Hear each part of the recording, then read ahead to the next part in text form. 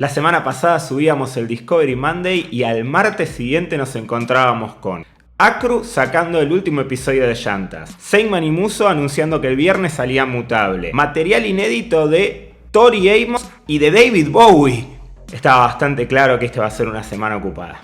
Bienvenidos al Discovery Monday. Arrancamos hablando de lo que para mí es la perla de esta semana, Mutable, el trabajo de Esteban Seiman y Gustavo Musso.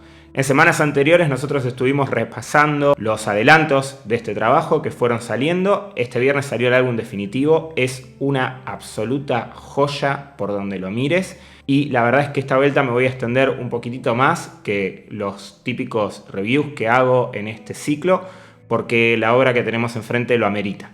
Repasemos un poco primero de qué se trata Mutable. Esteban Seiman, mente creativa, tecladista de Pájaro de Fuego. Gustavo Musso, eximio vientista de los mejores de la escena nacional. Esteban en sintetizadores, Gustavo en EWI. Repasan clásicos del jazz, dándoles un desarrollo completamente futurístico. Y es que si tengo que buscar una expresión para definir este álbum, es jazz del futuro. ¿Por qué digo futuro?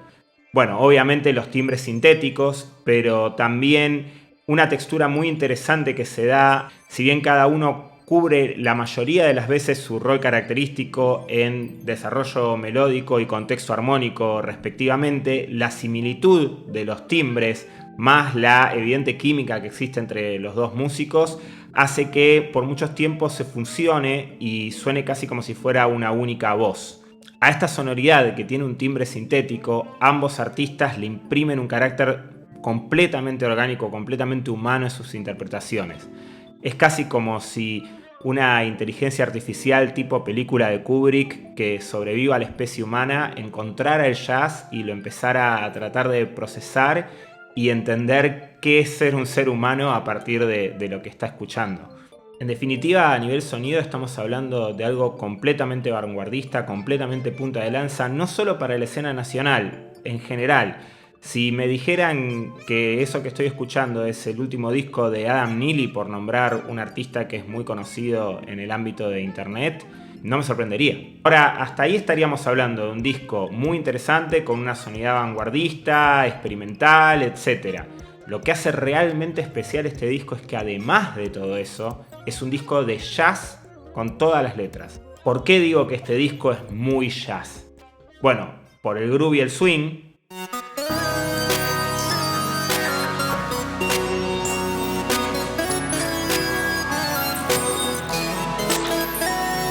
por el desarrollo melódico,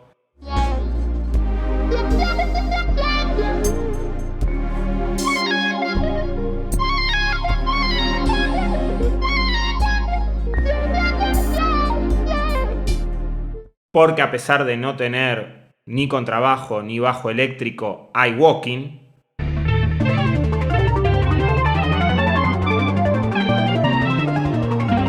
Pero por sobre todas las cosas, porque el disco está hecho desde una aproximación que tiene que ver con lo más profundo de la cultura del jazz. Así como en el rock o en el hip hop hay cuestiones que exceden el análisis musical y tienen que ver con la forma en la que se hace la música y el porqué, en el jazz también ocurre. Y para mí el rasgo más característico es esta idea de tomar una melodía existente, desarrollarla y llevarla a un lugar en donde se vuelve una nueva obra y de esa manera ir haciendo evolucionar el lenguaje. Esto es exactamente lo que ocurre en este disco. Si repasamos la lista de temas, vemos claramente que aparecen montones de clásicos canónicos, diría yo, del jazz que todos los que amamos esta música reconocemos inmediatamente. Mucha gente cuando escucha la palabra jazz la asocia a una música estática, como de museo. Hay mucho prejuicio en eso, pero también tiene que ver con que mucho del jazz que se toca como se tocaba.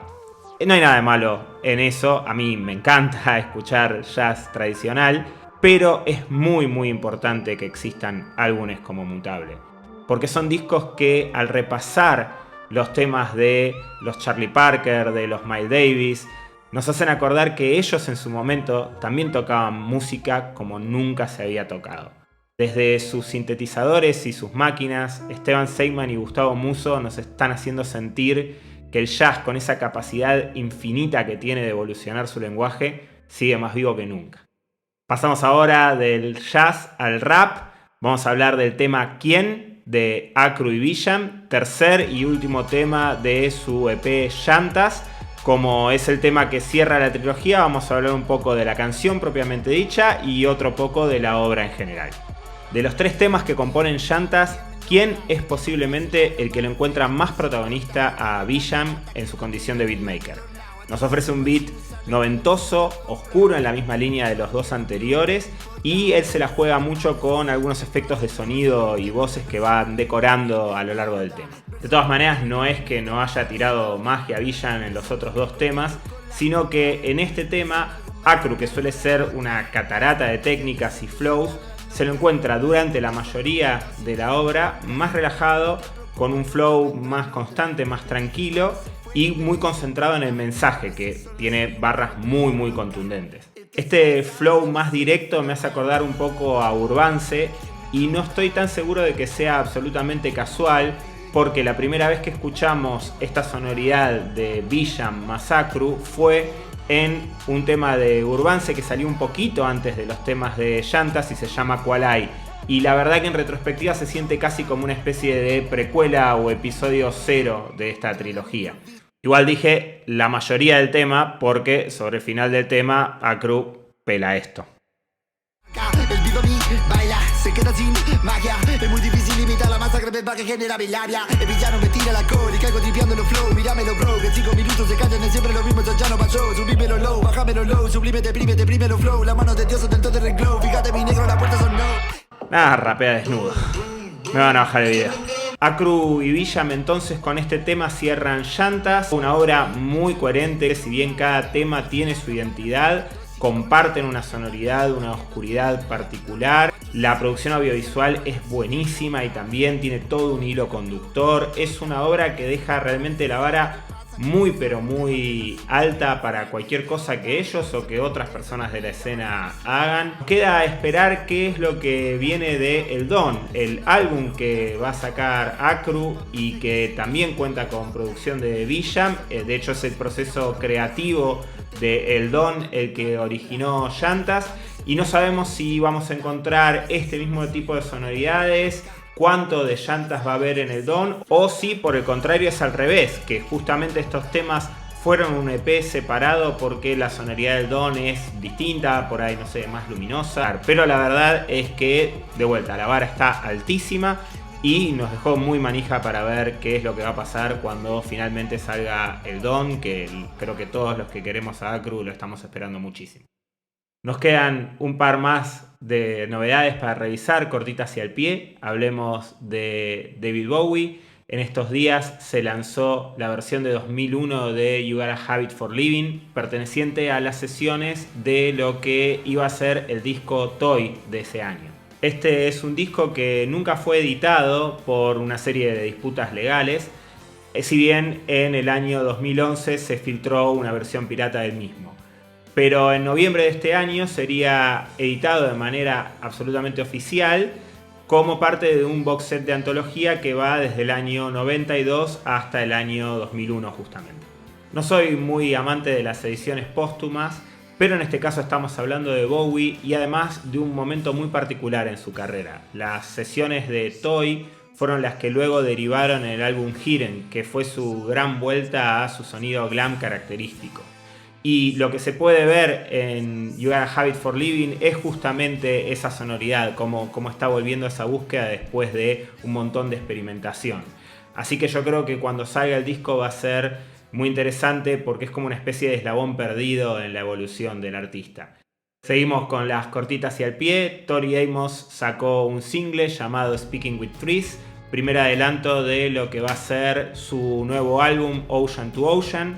Tori Amos es un artista que a mí particularmente me encanta y Speaking with Trees no es la excepción. Me parece una pieza muy bonita que tiene todos los elementos característicos de este artista. su voz, su poesía muy profunda, su virtuosismo en el piano y algunos elementos de arreglos que a mí me hicieron acordar justo a los discos que más me gustan de Tori Amos, que son Boys for Pili y From the Quarry Hotel. Así que quedará estar expectantes a ver qué va a pasar a fines de noviembre cuando salga el disco, y seguramente ahí haremos una review un poco más en profundidad. Concluimos así el Discovery Monday de la semana. Como siempre, tírenme en los comentarios si alguno de estos lanzamientos les llamó la atención, qué cosas les gustaría que estuviéramos mirando. Siempre es bueno descubrir música juntos. Así que nos despedimos hasta el próximo Discovery Monday.